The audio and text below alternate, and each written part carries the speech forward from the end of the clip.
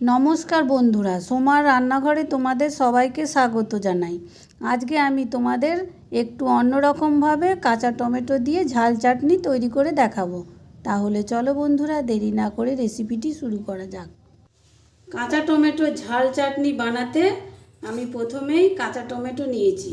অল্প একটু কাঁচা আর পাকা রয়েছে। একদম কাঁচা টমেটো দিয়েও এই ঝাল চাটনিটা তৈরি হয়। তো আমার কাছে আজকে একটু কাঁচা পাকা টমেটো রয়েছে। এখানে 500 গ্রামের মতো টমেটো আছে। টমেটোটাকে আমি খুব ভালো করে পাতলা পাতলা করে কেটে নেব।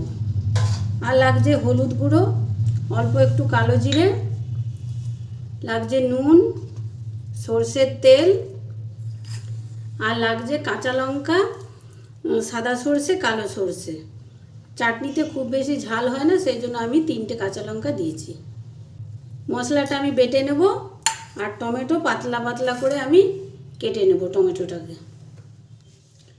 টমেটোগুলোকে আমি খুব পাতলা পাতলা করে কেটে নিয়েছি এইভাবে। আর কাঁচা লঙ্কা সর্ষে আমি একসাথে বেটে নিয়েছি। গ্যাসে একটা কড়াই বসিয়ে দিয়েছি, দিয়ে দেবো সর্ষের তেল। এখানে 2 চামচের মতো সর্ষের তেল দিলাম। তেলটা গরম হয়ে গেছে, এরপরে দিয়ে দেবো অল্প একটু কালো জিরে ফোড়ন। এরপরে দিয়ে দেবো কেটে রাখা টমেটোটা।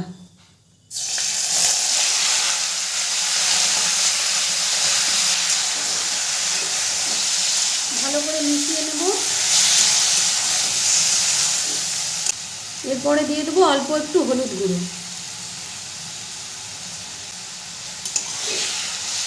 হলুদ গুঁড়োটা দিয়েও আমি ভালো করে মিশিয়ে নেব। এরপরে দিয়ে দেবো নুন। নুনটা এখানে আমি ছোটো চামচের 1.5 চামচ নুন দিলাম।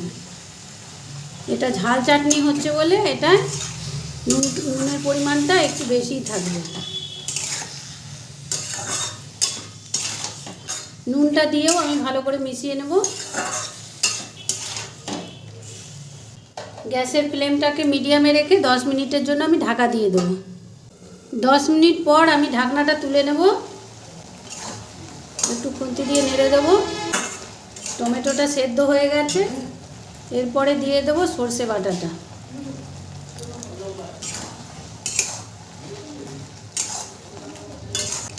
ভালো করে মিশিয়ে নেব।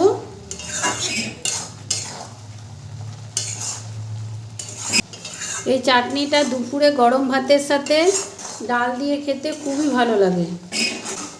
অল্প উপকরণেই এই চাটনিটা খুব সুন্দর তৈরি হয়ে যায়।